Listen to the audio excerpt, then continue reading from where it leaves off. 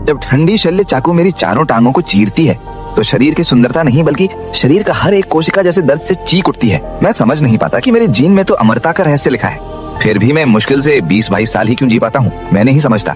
शायद तुमने मुझे कभी देखा भी नहीं और ना ही सच में जाना।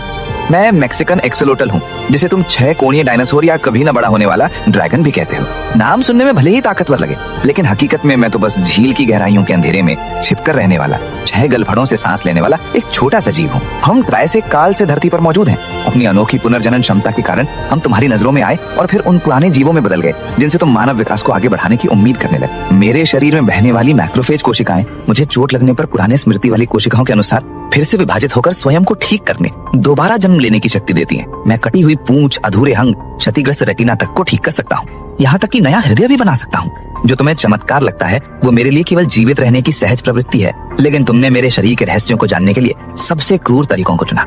जब मेरे अंग काटे जाते हैं तो 24 घंटे में रक्त नलिकाएं सिकुड़कर रक्त स्राव रोक देती हैं। विशाल कोशिकाएं इकट्ठा होकर मृत ऊतकों को हटाती हैं और वृद्धि कारक छोड़ती हैं। 7वें दिन शंकु आकार की मांसपेशियां बनने लगती हैं। कटे सिरे पर सूजन आ जाती है। 2 हफ्तों बाद हड्डियां और मांसपेशी रेशे आकार लेने लगते हैं। तंत्रिका तंत्र दोबारा बनता है।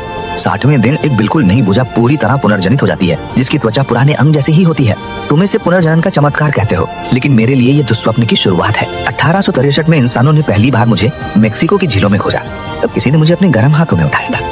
वही पहली और आखिरी बार था जब मैंने इंसानी दया महसूस की। उसके बाद मेरी किस्मत इंसानों के हाथों में कैद हो गई। मुझे बंद कांच के बर्तनों में डाल दिया गया और उसी पल मैंने जाना कि निराशा क्या होती है। अनगिनत ठंडी निगाहें मुझे घूरती रहीं। मेरी पुनर्जनन क्षमता को साबित करने के लिए वैज्ञानिक हर 60 दिन में मेरे शरीर का कोई ना कोई हिस्सा काट देते और फिर उसके दोबारा उगने की प्रक्रिया दर्ज करते। ये सिलसिला मेरी मृत्यु तक चलता रहा। मेरी टांगें 10 से भी ज्यादा बार काटी गई, दिमाग 6 बार और दिल तक 2 बार काटा गया। हर एक पुनर्जनन मेरे लिए लाखों बार चीर दिए जाने जैसा दर्द था। बहुत दर्द, असहनीय दर्द। शोध बताते हैं कि 2020 तक मेक्सिको में मैं जंगलों से विलुप्त हो चुका हूँ, लेकिन विडंबना यह है कि दुनिया भर की प्रयोगशालाओं में मेरे 10 लाख से भी ज्यादा साथी पाले जा रहे हैं। हम अपने घरों से मिट गए, लेकिन इंसानों की कैद में बढ़ते रहे। शायद एक दिन तुम समझोगे कि हर रहस्य को विज्ञान से नहीं सुलझाया जा सकता। कुछ जीवन अपने आप में चलता फिरता प्रश्न भी होते हैं और कभी न खत्म होने वाला उत्तर भी। हमने 300 मिलियन साल में प्रकृति के साथ सह अस्तित्व सीख लिया और तुम सिर्फ 3 पीढ़ियों की बुद्धि से प्राकृतिक नियमों को जीतना चाहते हो। अगर अगला जन्म मिला तो मैं अपनी ये पुनर्जनन शक्ति खो देना चाहूंगा। बस इतना चाहता हूँ कि झील के पानी में स्वाभाविक रूप से बूढ़ा हो सकूं। अगर तुमने मेरी कहानी सुनी है, मेरे लिए एक लाइक जरूर कर देना।